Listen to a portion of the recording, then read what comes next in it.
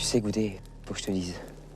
Je t'en parle parce que on n'en parle jamais finalement, mais depuis 6 mois que la guerre a commencé, j'arrive pas à m'habituer à tout ça. C'est vrai, tous ces morts, toutes ces horreurs, tous ces copains qui partent l'un après l'autre. J'ai la trouille de mourir. Tu vois, mon Zoï, moi, c'est pareil. Mais j'ai une petite maman qui pense à moi et qui m'envoie des petits colibars quand elle sent que j'ai pas le moral. Un cache-nez par-ci, des chaussettes par-là. Et dans les coups durs, un petit foie gras très spécial dont tu vas me donner des nouvelles. Oh purée.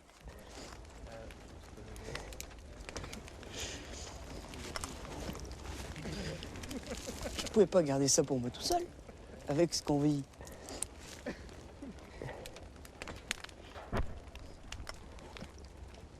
Faites gaffe, les gars, qu'on vous voie pas avec vos braises. Ils sont acharnés en face.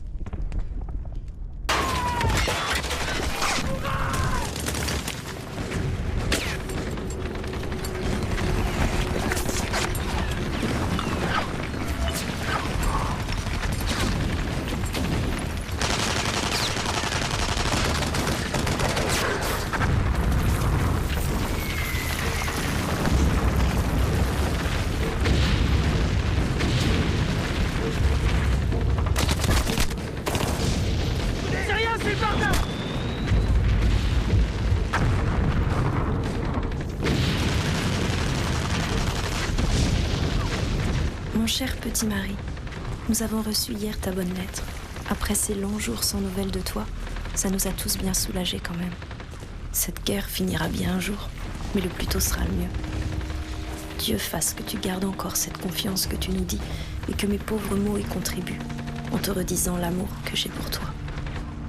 Ici, on prépare les moissons, et nous les femmes ne serons pas de trop encore une fois. C'est le monde à l'envers. Même les plus vieux s'y mettent aussi, qui ne faisaient plus ces durs travaux. La récolte va être belle, car nous n'avons pas manqué de soleil, pourvu qu'il vous ait soulagé, vous aussi, de vos peines, après ces hivers de froid et de boue.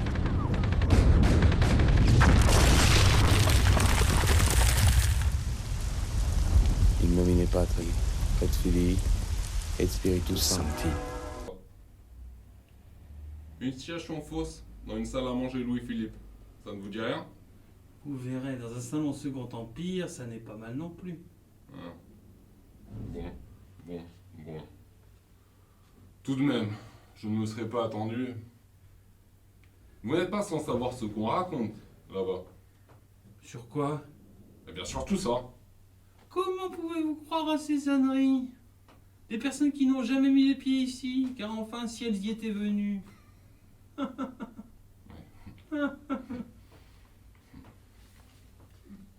Où sont les pales?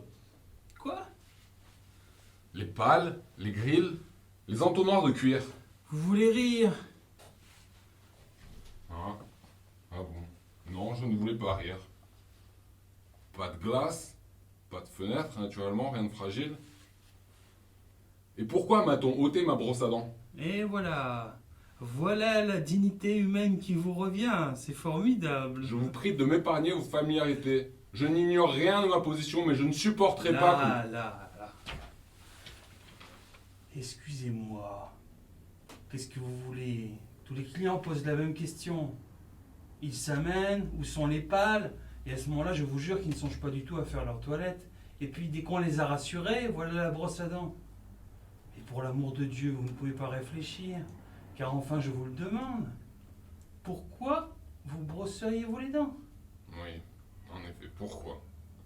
Et pourquoi se regarderait-on dans les glaces, tandis que le bronze a la bonne heure?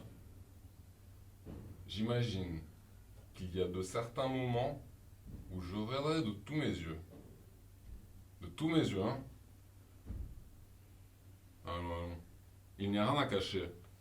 Je vous dis que je n'ignore rien de ma position. Voulez-vous que je vous raconte comment ça se passe? Le type suffoque, il s'enfonce, il se noie, seul son regard est hors de l'eau, et qu'est-ce qu'il voit? Un bronze de Barbédienne. Quel cauchemar. Allons. On vous a sans doute défendu de me répondre, je n'insiste pas.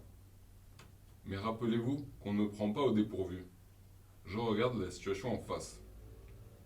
Donc, pas de brosse à dents. Pas de lit non plus, car on ne dort jamais, bien entendu. Dame. Je l'aurais parié. Pourquoi dormirait-on? Le sommeil vous prend derrière les oreilles, vous sentez vos yeux qui se ferment, mais pourquoi dormir? Que vous êtes romanesque. Taisez-vous. Je ne crierai pas, je ne gémirai pas, mais je veux regarder la situation en face. Romanesque.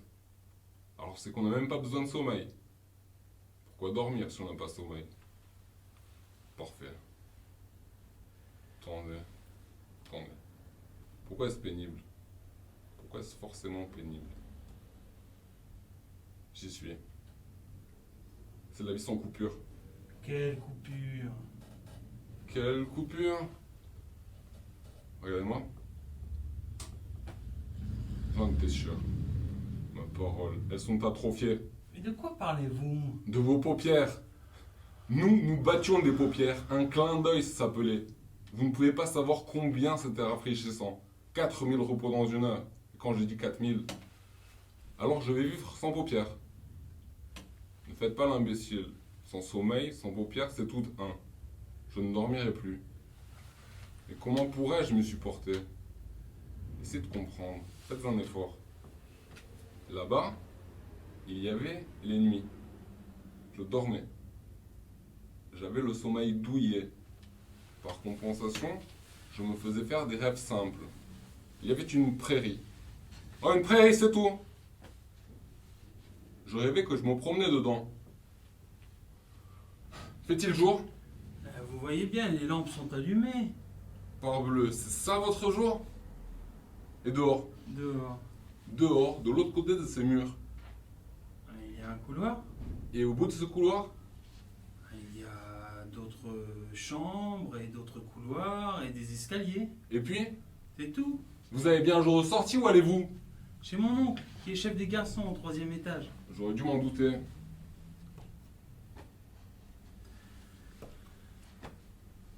Où est l'interrupteur? Il n'y en a pas. Alors on ne peut pas éteindre. Bon, à la direction, on peut couper le courant, mais je ne me rappelle pas quel est fait à cet étage-ci. Très bien. Alors il faut vivre les yeux ouverts. Vivre. Vous n'allez pas me chicaner pour une question de vocabulaire. Les yeux ouverts pour toujours. Il fera grand jour dans ma tête et dans mes yeux. Et si je balançais le bronze sur la lampe électrique, est-ce qu'elle s'éteindrait? Il est trop lourd. Ouais, vous avez raison, il est trop lourd. Bon, eh bien, si vous n'avez plus besoin de moi, je vais vous laisser. Attendez. Alors c'est une sonnette. Voilà. Hein? Je peux vous sonner quand je veux et vous êtes obligé de venir. En principe, oui, mais elle est capricieuse. Il y a quelque chose de coincé dans le mécanisme.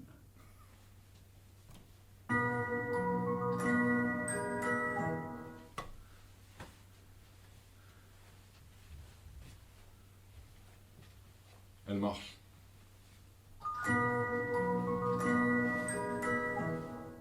Elle marche, mais ne vous emballez pas, ça ne va pas durer.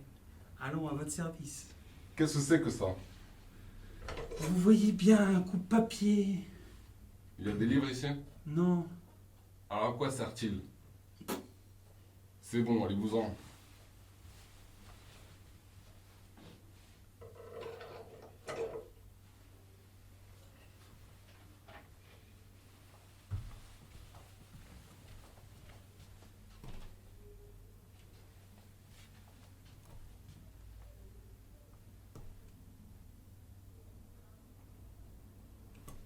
Garçon! Garçon!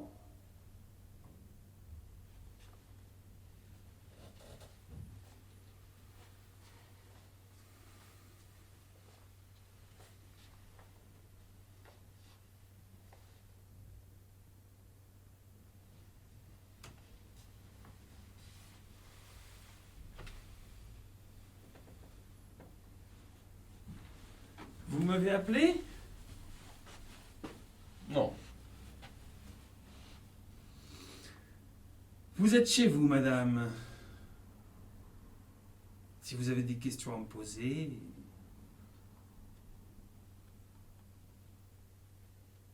D'ordinaire, les gens aiment peut-être se renseigner. Bon, je n'insiste pas.